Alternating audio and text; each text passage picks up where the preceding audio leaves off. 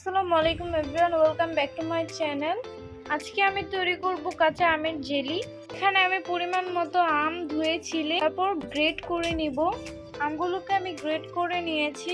এবার চুলায় একটি প্যান বসিয়ে আমগুলোকে দিয়ে দিচ্ছি পরিমাণ মতো পানি, লবণ দিচ্ছি 1/2 চামচ। এবার একটি ঢাকনা দিয়ে ঢেকে এগুলোকে সিদ্ধ করে নিব। আমগুলো ভালোভাবে সিদ্ধ হয়ে গিয়েছে। এবার এটাকে চুলা থেকে নামিয়ে ছেঁকে নিচ্ছি। আমগুলো থেকে ভালোভাবে চেপে পানিটা বের করে নিতে হবে। বাকি আমের পিউরিটা আমি জেলির মধ্যে ব্যবহার করব না, আপনারা চাইলে আমসত্ত্বের মধ্যেও ব্যবহার করতে পারেন। চুলায় একটি পাত্র বসিয়ে আমের পানিটা নিয়ে নিয়েছি। এখানে আমার 4.5 কাপের মতো পানি হয়েছে। দিয়ে দিচ্ছি 3 কাপ চিনি, দিয়ে দিচ্ছি অল্প পরিমাণে গ্রিন ফুড কালার।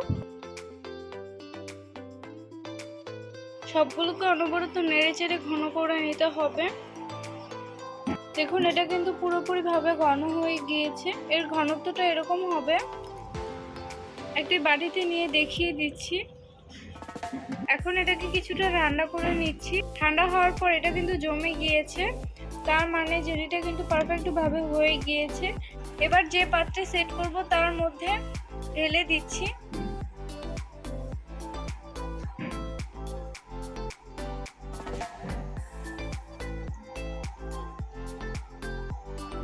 এখন এগুলোকে সারা রাতের জন্য এভাবেই রেখে দিব।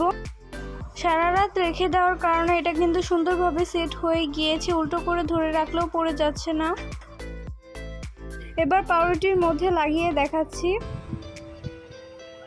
তৈরি হয়ে গেল একদম সহজ পদ্ধতিতে কাঁচা আমের জেলি। রেসিপিটা ভালো লাগলে একটি লাইক দিয়ে চ্যানেলটি সাবস্ক্রাইব করবেন।